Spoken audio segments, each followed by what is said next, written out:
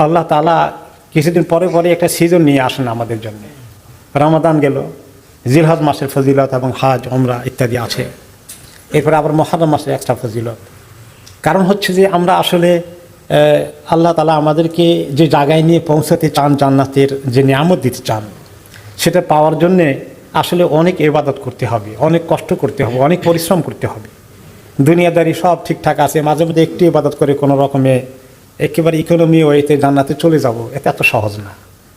এই বিষয়ে একটি হাদিসে আল্লাহ তাআলা নিজে বলেন, ওয়াবুদ রাব্বাকা হাত্তা ইয়াতিয়াকাল ইয়াকিন, তুমি তোমার রবের ইবাদত করতে থাকো ইয়াকিন আসা পর্যন্ত, মাউত আসা পর্যন্ত।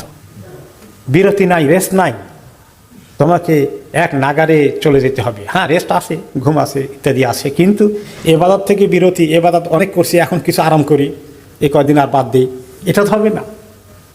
মৌত আসা পর্যন্ত কন্টিনিউ করতে হবে। আবু হুরায়রা রাদিয়াল্লাহু আনহু একটি হাদিসে রিওয়ায়াত করেছেন, রাসূলুল্লাহ সাল্লাল্লাহু আলাইহি ওয়াসাল্লাম বলেছেন, যে ব্যক্তি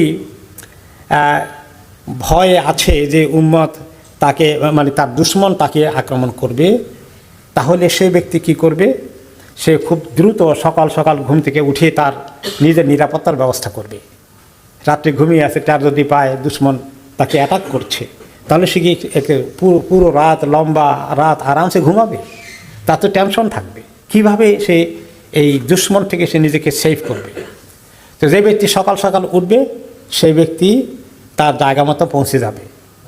তার মানে হচ্ছে সারা রাত্র ঘুমিয়ে থাকে যে লোক, তার মানে তার জান্নাতে যাওয়ার চিন্তা নাই, সে উঠে যায় ফজরের আগে, কিছু আল্লাহর সামনে দাঁড়ায়। তারপরে এই হাদিসে রাসূলুল্লাহ সাল্লাল্লাহু আলাইহি ওয়াসাল্লাম বললেন যে আল্লাহ তাআলার যে পণ্য তোমাদের কাছে বিক্রি করেছেন, যে জিনিস আল্লাহ তোমাদের কাছে বিক্রি করেছেন, সেটা অনেক দামি, অনেক দাম দিতে হবে, অনেক পরিশ্রম করে, অনেক কষ্ট করে সেটা অর্জন করতে হবে। জান্নাত খরিদ করেছ, একেবারে খুব সস্তায় নয়, এটা অনেক দামি জিনিস। আর সেই দামি জিনিসটা হচ্ছে জান্নাত, এটা পেতে হলে অনেক কষ্ট করতে হবে।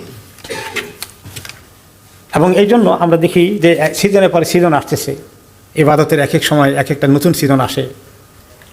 এই যে মুহররম মাস, এই মুহররম মাসের মধ্যে আল্লাহ তাআলা, সেটাও একটি সুন্নতের মধ্যে পড়ে যাবে। তো এইভাবে আমরা দেখতে পাচ্ছি যে আল্লাহ তাআলা আমাদেরকে এই আমল দিয়েছেন, এই মুহররম মাসের মধ্যে আশুরার আমল দিয়েছেন।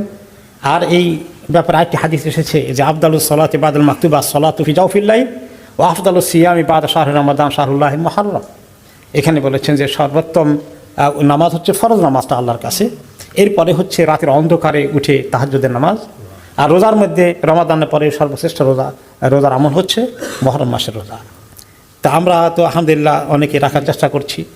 আল্লাহ তাআলা আমাদেরকে এই রোজা দিয়েছেন, শুধুমাত্র আশুরার নয়, মুহররম মাসটা জেনারেল হাদিসে পুরো মাসের কথাই ইঙ্গিত এসেছে, শুধু একদিনের কথা একটি হাদিসে এসেছে আশুরা, আর বাকি হয়েছে যে মুহররম মাসের রোজা আল্লাহর কাছে খুব পছন্দনীয়।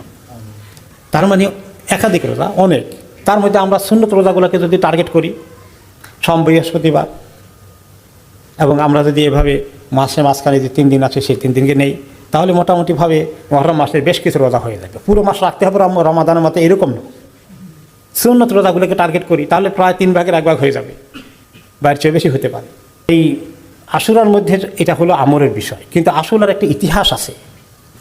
সেই ইতিহাসটা হচ্ছে কোরআন কারীমে যে আল্লাহ তাআলা বলেছেন ফিরআউন এবং মূসা আলাইহিস সালামের কাহিনী।